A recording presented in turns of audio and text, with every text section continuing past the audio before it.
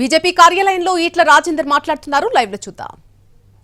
చెప్పినవు మీరు ప్రభుత్వం రాగానే రేషన్ కార్డుల కోసం దరఖాస్తు తీసుకొని ఇప్పటిదాకా ఇవ్వలేదు.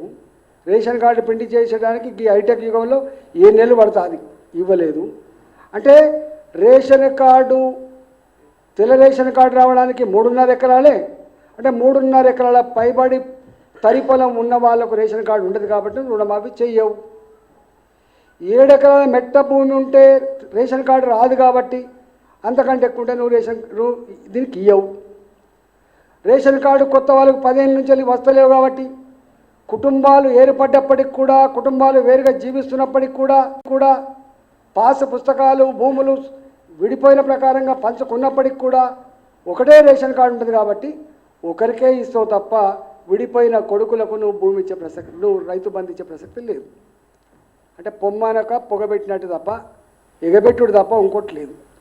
దీని మీద తెలంగాణ రైతాంగం 69 లక్షల మంది తెలంగాణ రైతులు ఇవాళ రుణమాఫీ జరుగుతుంది, మా అప్పుల ఊపి నుంచి బయటపడతాం, మేము ఎగబెట్టిన రైతులు ఎక్కడున్నారా అంటే తెలంగాణ ఉన్నటువంటి అవమానం పోతుంది అని చెప్పి ఏదైతే ఎదురు చూసిందో వాళ్ళకు నిరాశ తప్ప ఇంకోటి లేదు. ఇవాళ ఈ రేషన్ కార్డు పెట్టామంటేనే ఇది ఒక అవమానం.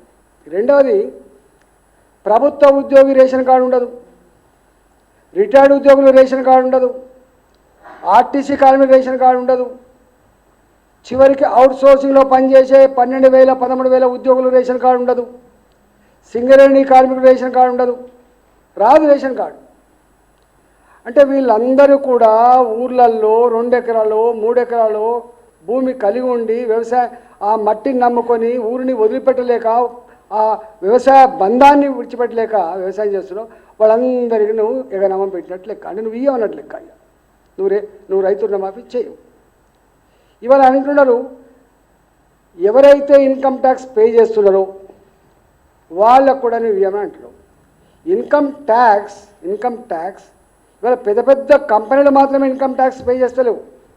ఇవాళ ఇన్కమ్ ట్యాక్స్ పే చేస్తున్న ప్రభుత్వ ఉద్యోగులు, సింగరేణి కార్మికులు, రిటైర్డ్ ఉద్యోగులు, అన్నిటికంటే మిక్కిలి రైతులు కూడా అక్కడక్కడ ఇల్లు కట్టుకోవాలన్నా, ఏవో కారు కొనుక్కోవాలన్నా, కొడుకును అమెరికా పంపించాలన్నా కూడా క్రిసిల్ రేట్ల మీద మాట్లాడుతున్నారు. క్రిసిల్ రేట్స్ అని మాట్లాడుతున్నారు. అంటే బ్యాంకులలో మాకు అకౌంట్లు ఉండాలి, మాకు ఇన్కమ్ ట్యాక్స్ పే చేసినట్టు కూడా ఉండాలి అని చెప్పి వాళ్ళు కూడా ఈ మధ్యకాలంలో ఇన్కమ్ ట్యాక్స్ పే చేస్తున్నారు.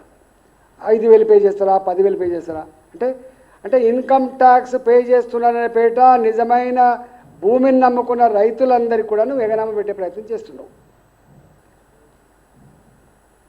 దీంట్లో నేను అడుగుతున్నా రేవంత్ రెడ్డి గారిని, సరే నీ మాట చాలా స్పష్టంగా అర్థమైపోయింది, మోసం చేసే వాళ్ళని నమ్ముతారు కాబట్టి మోసం చేస్తున్నా నిన్ను నమ్ముతారు, తాత్కాలిక నమ్ముతారు.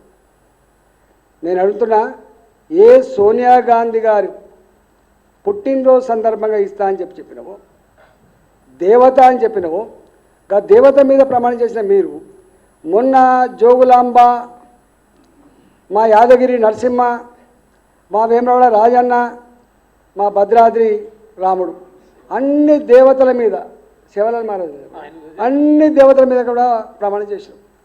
అంటే నీ మాటకు నమ్మకం పెడతలేరని చివరికి దేవులను కూడా అడ్డం పెట్టుకొని చేసినావు. నేను అంటున్నా, తెలంగాణ ప్రజలారా, ఎన్నికల ముందు కావచ్చు, ఎన్నికల తర్వాత కూడా కావచ్చు, రేవంత్ రెడ్డి గారు ముఖ్యమంత్రి హోదాలో రైతు రుణమాఫీ గురించి మాట్లాడినటువంటి మాటలన్నీ కూడా మీరు వినండి. వారు ఎన్నికల ముందు ఇంకెంత మాట్లాడంటే, మీరు ఎందుకు కడుతున్నారు రుణాలు, ఒకవేళ మీరు ఏమైనా కట్టిన వాళ్ళు ఉంటే మళ్ళీ అర్జెంటుగా బ్యాంకుకు పోయి 2 లక్షల రూపాయలు రుణం తీసుకో. ఇది రేవంత్ రెడ్డి గారు మాట్లాడు. నిజంగానే పుసుకునే నా మాట నమ్మి కనుక తీసుకుంటే కథమైపోతుండే వాళ్ళు.